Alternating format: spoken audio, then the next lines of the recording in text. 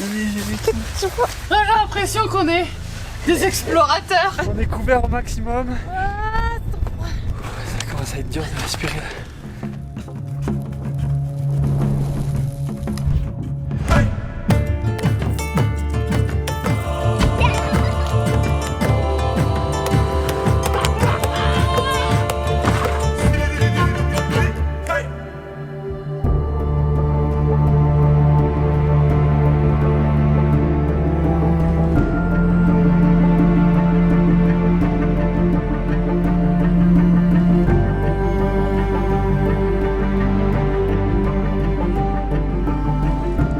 Bon, c'est parti, on part en expédition aujourd'hui pour aller grimper le mont Kenya, le deuxième plus haut sommet d'Afrique.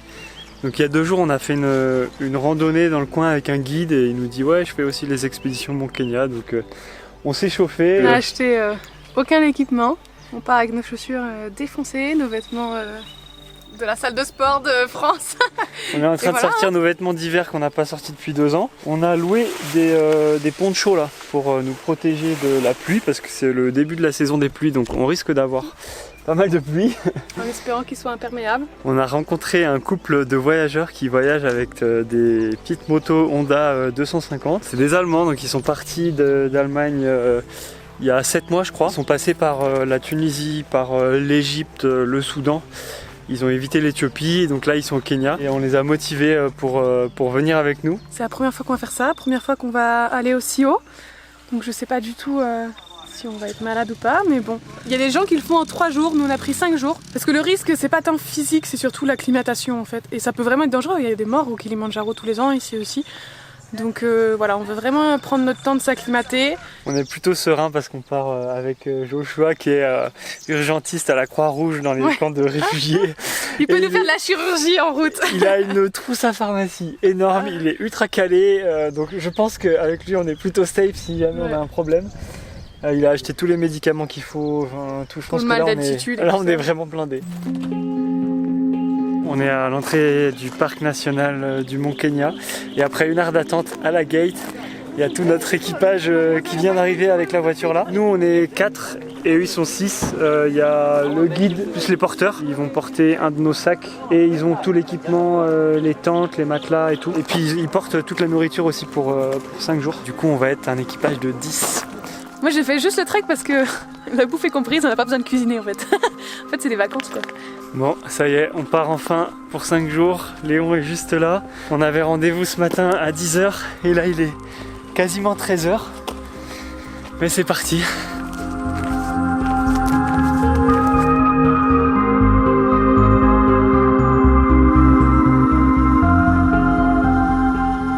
Hey, c'est privé.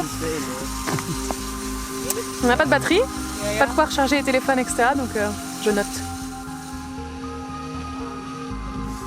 Is it okay? The bags are not too heavy. Would you like to try? Yeah, yeah, okay.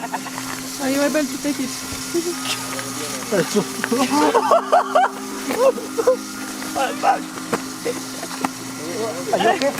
C'est super lourd. Putain, je peux plus le faire. Ok. Ok, see you. C'est you at the top. On propose aux gars de porter plus de sacs, mais ils veulent pas nous laisser les porter. Non. Non, ils refusent complètement, ils veulent pas qu'on porte les sacs.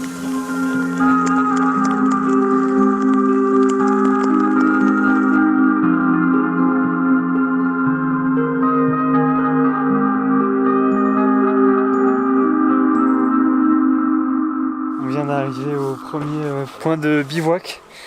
Après 3h30 de marche et un petit peu de pluie. On a passé les 3000 mètres d'altitude. Voilà à quoi ressemble le premier dortoir, sauf que c'est pas pour nous. Parce que la chambre elle est à genre 15 € par personne, un truc comme ça, enfin le lit. Et donc nous on dort dans la tente, cheap option. En tout cas ils sont super cool, ils nous ont autorisé à se sécher ici, à sécher nos vêtements, à se changer.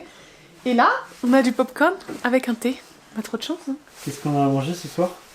C'est une vraie soupe, hein, c'est pas déshydraté et tout. It is not out of a can, no, I think they made it fresh. Yeah. C'est curry. Ouh là là. Ouh là là. Ouh là là. Alhamdulillah. On peut pas cuisiner une soupe dans le van et je crois que c'est le seul truc qui me manque. Incroyable. Incroyable. Ouh, ça t'en est veggies. Oh my god, much veggies. C'est une ratatouille. Cabbage salad Oh. and fish. Ok. Yeah. Wow. Thank you. Welcome. Regarde-moi ça, on a même un filet de poisson. C'est surtout que c'est bien fait. C'est juste trop bon.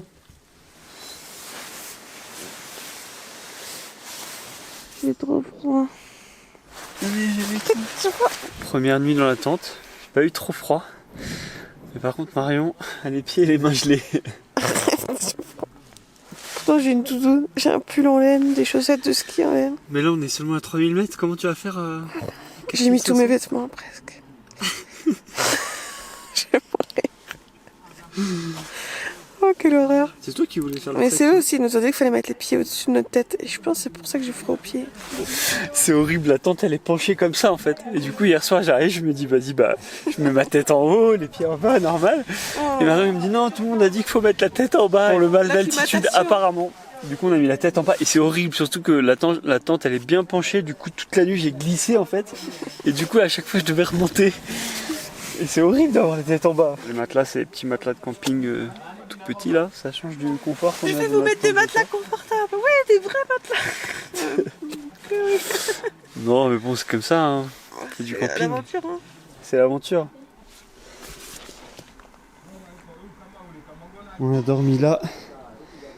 Et la cuisine est là. Et je crois qu'ils sont 6 dans cette petite cabane à faire pas mal de bruit hier soir et ce matin. Good morning. Et nos amis ont mis leur tente tout là-bas, donc je crois qu'ils ont plutôt bien fait parce qu'ils ont dû avoir un peu moins de bruit. Je crois que ce soir on va mettre la tente un peu plus loin de la cuisine. Deuxième jour, on a le soleil.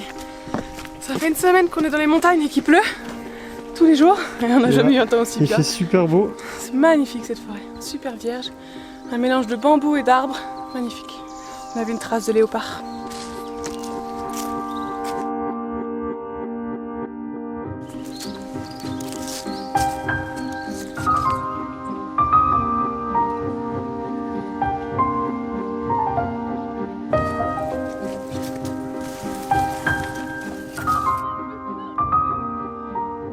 C'est tellement beau là, c'est la première vue un peu qu'on a. Oh, qu'est-ce que c'est beau. Je crois qu'on est un peu à la hauteur des nuages. Sauf que là, il y a des nuages gris qui arrivent, donc je crois qu'il faut qu'on se pite.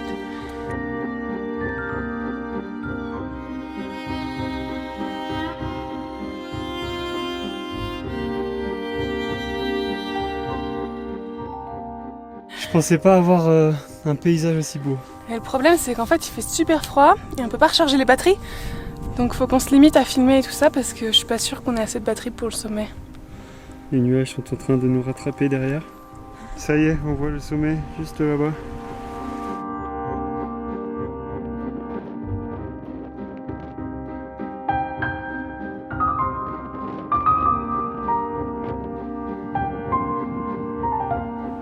Après ce magnifique chemin, on arrive à l'endroit du pique-nique. Ici c'est un parc naturel, donc c'est interdit de faire brûler du bois. Ils cuisinent avec des réchauds à essence où en fait c'est une sorte de kérosène. Ça fonctionne comme notre réchaud à essence et il doit pomper. Ici il fait trop froid pour que les réchauds à gaz fonctionnent correctement. Ils portent des bidons pour apporter le kérosène jusqu'ici. On était en train de se demander pourquoi ils ont choisi cet endroit pour manger. Parce qu'on est en plein dans le vent, il n'y a pas grand chose pour s'abriter, ils sont en train de galérer avec les réchauds pour cuisiner. C'est tout simplement parce qu'il y a un ruisseau qui passe juste ici. C'est le seul endroit où ils peuvent trouver de l'eau à cette saison.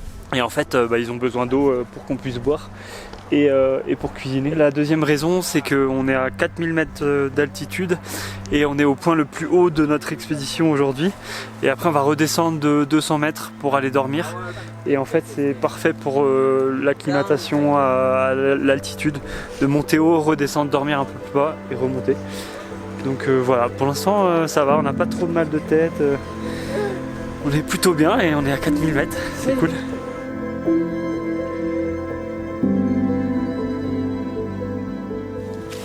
Je suis trop contente de le faire. Il y a trop de chance, il fait beau, c'est trop bien.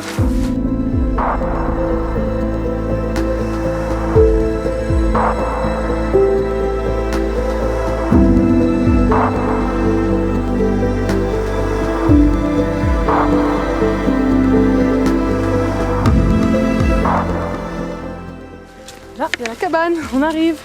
Sauf que nous on dort pas dans la maison. Voilà, le refuge, on est à 4300 mètres. On a fait 1500 mètres en positif et là on est redescendu de 200 mètres pour l'acclimatation. Mais franchement ça va hein. On est en pleine forme. Trop content d'arriver. Je pense qu'on a marché 7 heures.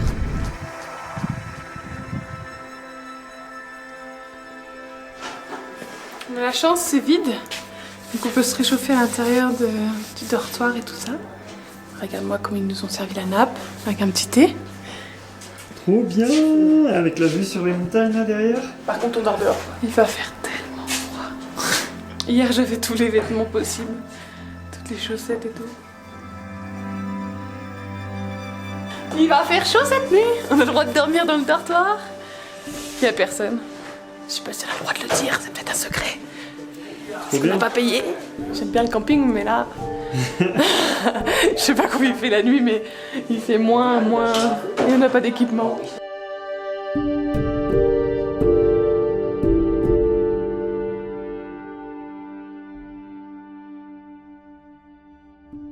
Bon, là on a eu notre repas tranquille et puis on demande à quelle heure on prend le petit déj parce que normalement demain on devait avoir une journée repos d'acclimatation. Et en fait il nous dit bah réveil à 3h, on part pour le sommet. Donc changement de plan, on fait pas le sommet après-demain mais demain. On départ à 4h pour essayer de voir le lever de soleil, enfin une partie du lever de soleil au sommet. Il est 20h30. Il est 20h30, ouais 21h on va dormir.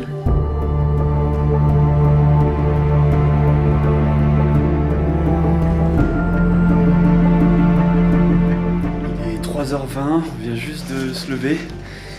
On va prendre un petit déj rapidement. Il fait super froid mais franchement on a bien dormi. Beaucoup mieux que dans la tente. Un petit mot Marion, quelles sont tes appréhensions? J'avais un peu froid quand même. Donc il pleuve, parce que mes chaussures et tout ça c'est pas étanche. Mais j'ai mis un sac poubelle autour de mes chaussettes. Donc même si mes chaussures prennent l'eau, mes pieds resteront secs. Il y a moyen qu'on ait froid aussi. Il est 4h du matin, c'est le grand départ. Il y a beaucoup de vent, on est couvert au maximum. Et on espère que tout va bien se passer. Ça va Marion? Ah, c'est Monsieur Pipodome. Je peux plus bouger, je suis trop couvert.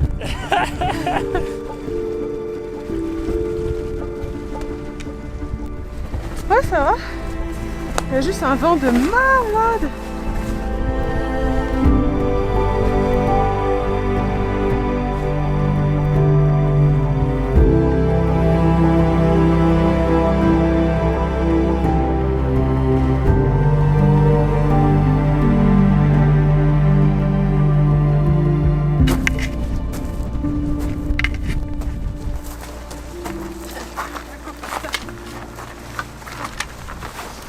On est un peu sur la lune là.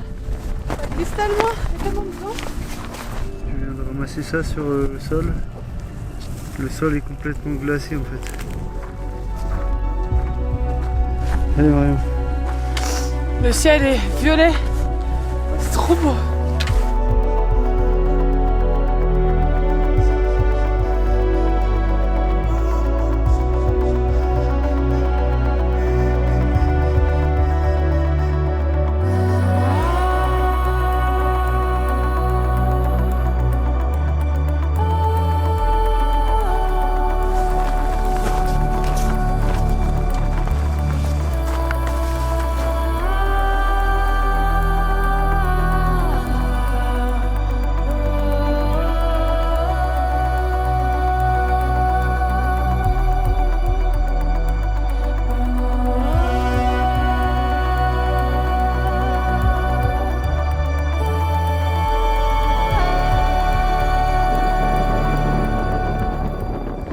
Bon, je viens d'essayer de faire voler le drone. Je l'ai fait décoller à 2 mètres. Et là, les hélices ont cassé avec le froid. Du coup, c'est pas possible de voler avec le drone. Tant pis pour les images, mais au moins il n'est pas cassé, c'est juste les hélices. Faire voler un drone à cette altitude, c'est super risqué. Donc je suis plutôt content en fait qu'on n'a pas perdu, qu'il soit pas cassé. Avec l'altitude, il y a moins d'oxygène dans l'air, il y a moins de portance. Ici, on a notre première neige. Ah, je croyais que c'était de la neige. C'est de la glace en fait. Première neige, première glace. Depuis 2 ans. Plus de 2 ans en Afrique.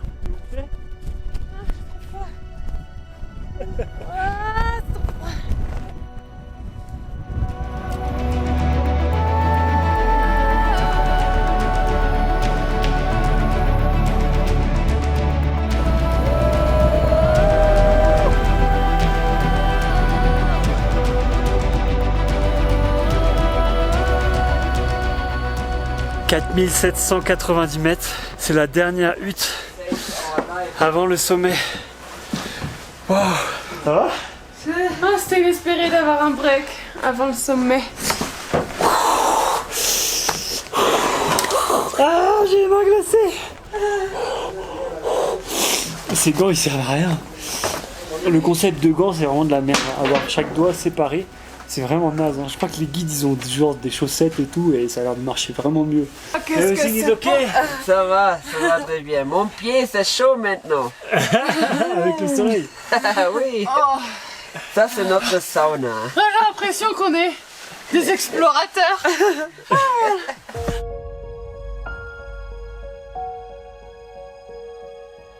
les chaussettes trempées depuis en fait ça tout belle, mais du coup j'ai les pieds gelés. Je sais pas combien il fait, mais au moins -10.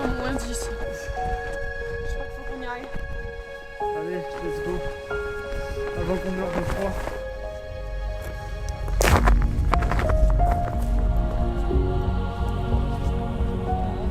C'est parti pour la dernière ascension. On monte tout là-haut.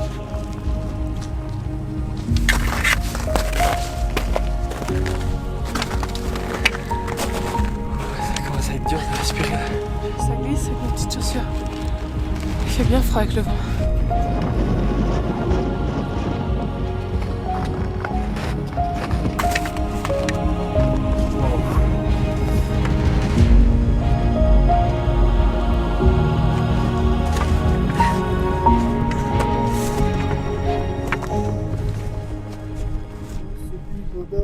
Je peux pas là. Faut que je l'enlève, je crois. Allez, monsieur Bibendum. Elisabeth. Allez, on y va. Tire sur la corde. Il faut que je tire mon poncho. Allez, tu vas y arriver.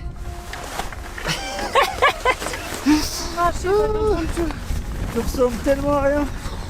Je peux même pas l'enlever. Comment je peux l'enlever? Tu veux que je t'aide?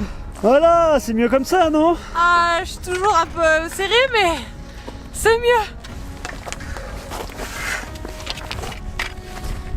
Le guide il nous a dit la dernière partie c'est la plus facile. Que de la caillasse. Et là avec la neige ça complique un peu quand même le truc quoi.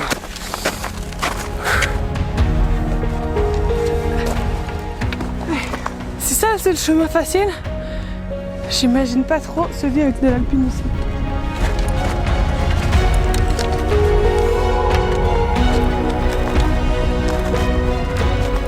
Il y a une espèce de via ferrata, il y a des espèces de câbles, mais on peut juste les tenir à la main, on n'est pas accroché quoi.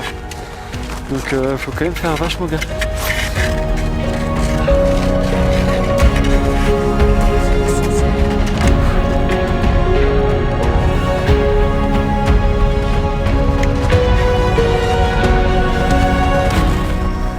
Il y a des nuages qui passent juste au-dessus là.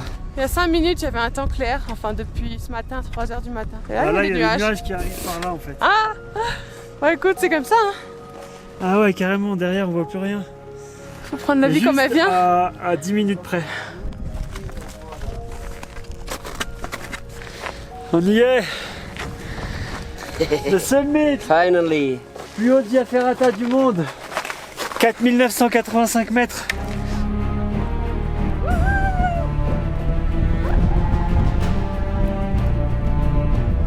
Bon, il y a beaucoup de vent, beaucoup de nuages, mais on l'a fait. Presque 5000 mètres.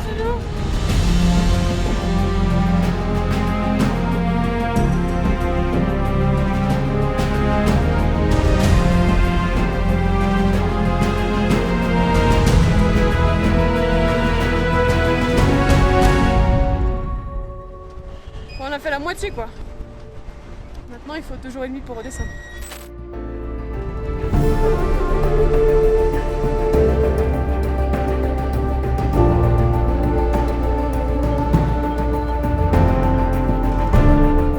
Ça va? Ouais, c'est parti Prête pour cette 4e journée? 4e journée, 14 km je crois. Hier on a monté ce pic là-haut. Et là on va redescendre dans la vallée là-bas.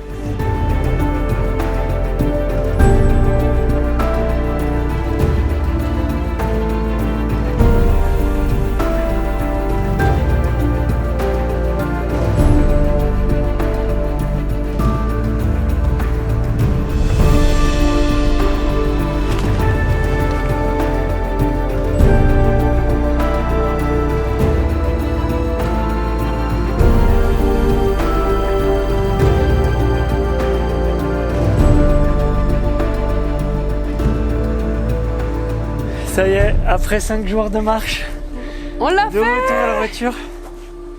On est fatigué, mais on l'a fait, ça s'est bien fait. C'était trop bien. On tient vraiment à remercier Hudson, le cuisinier et toute son équipe parce qu'ils ont porté toutes nos affaires pendant ces 5 jours. On a passé vraiment de très bons moments ensemble, ils sont super sympas et en plus eux ils repartent puisqu'ils font ça jusqu'à 3 fois par mois. La semaine prochaine, on t'emmène en road trip avec Yoshua et Johanna dans une région super désertique du Kenya, le lac Turkana, et on en profitera pour te les présenter, pour te présenter leur voyage parce que je trouve que c'est super intéressant. Déjà, ils sont partis en voyage pendant le Covid en août 2020 et ensuite Joshua voyage avec plusieurs maladies. Déjà, il est diabétique et en plus, il a une maladie des poumons assez grave, donc il a des traitements spéciaux à faire et donc on va vous parler de tout ça et comment il gère toutes ces contraintes en voyage. Pour ne pas louper ça, n'oubliez pas de vous abonner, d'activer la cloche et on se retrouve la semaine prochaine.